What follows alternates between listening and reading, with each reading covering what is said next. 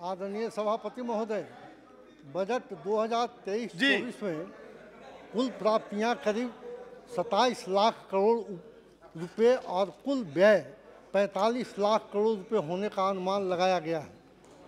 आदरणीय प्रधानमंत्री जी के नेतृत्व में एनडीए सरकार के 2014 में आने के समय देश पर 53 लाख करोड़ रुपए का कर्ज था, लेकिन 9 वर्ष बाद यह कर्ज बढ़कर 150 लाख करोड़ रुपए हो गया है और इस वर्तमान बजट में 15 लाख करोड़ रुपए का कर्ज और बढ़ जाएगा। यह बहुत ही भयावह स्थिति उत्पन्न होगी। हम विगत 9 वर्षों में ऐसे कई वादे सुनते आ रहे हैं, जैसे बुलेट ट्रेन चलेगा, किसानों की आय दुगनी होगी, 60 लाख रोजगार सृजित करने का वादा था। बजट में रोजगार सृजन या भविष्य की योजनाओं के बारे में कोई उल्लेख नहीं किया गया है। कई सालों से लोग महंगाई, रिकॉर्ड और बेरोजगारी और घटती आय से परेशान हैं। इस सरकार के पास महंगाई को रोकने के लिए बजट में कुछ नहीं है। आज देश में बेरोजगारी दर 8.3% तक पहुंच गई है और शहरी क्षेत्रों में तो 10% लोग बेरोजगार हैं। यह बजट न सिर्फ इन गंभीर चुनौतियों से निपटने में विफल रहा है, बल्कि इसमें गरीबों के लिए बनाई गई योजनाओं में आवंटन में की कमी करके इन समस्याओं को और गंभीर बना दिया गया है। बजट के चलते ग्रामीण मजदूरों के लिए अवसर कम होंगे, क्योंकि मनरेगा की फंडिंग 1/3 घटाई गई है। पीएम गरीब कल्याण अन्न योजना के तहत गरीबों को मिलने वाला राशन आधा हो गया है। केंद्र सरकार ने एक बार फिर गरीब मजदूर और किसानों को पूरी तरह दरकिनार कर दिया है। बजट में सामाजिक सुरक्षा, शिक्षा, पोषण और स्वास्थ्य में भारी कटौती गरीब लोगों को चोट पहुंचाने और हमारी प्रगति को रोकने वाली है। नई राष्ट्रीय शिक्षा नीति पेश हुए 3 साल हो चुके हैं, प्रगति शून्य है। शिक्षा नीति में सिफारिश की गई है सरकार को शिक्षा बजट पर 6% खर्च करना है। हकीकत यह है कि केंद्र सरकार ने शिक्षा के बजट को कम कर दिया है। सर्व शिक्षा अभियान और मिड डे मील की फंडिंग 10% तक घटाई गई है।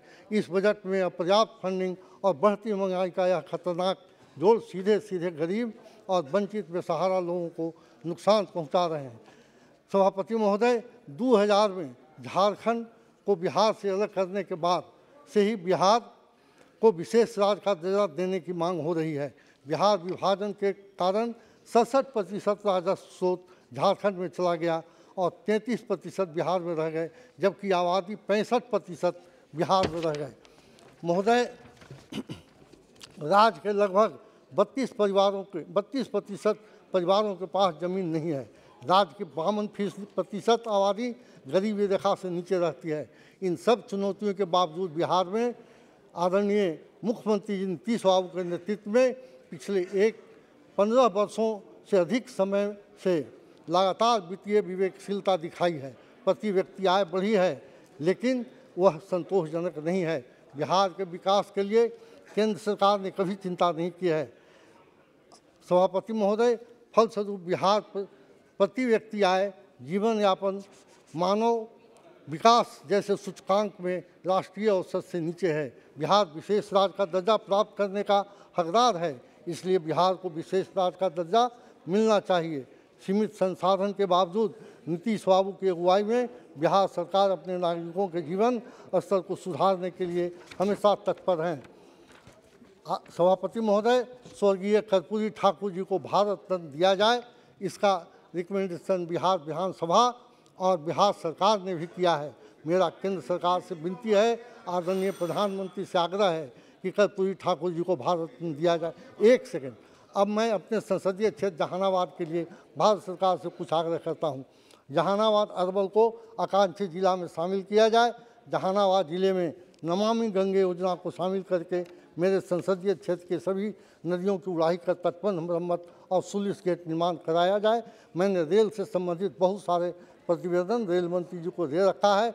उन प्रतिवेदनों को ध्यान में रखते हुए मेरे संसदीय क्षेत्र में रेल की सुविधाओं का विस्तार किया जाए।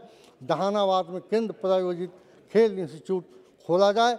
इतना ही कह करके मैं आपसे 1 मिनट का समय मांगता हूँ। 1 मिनट का, 1 मिनट सर।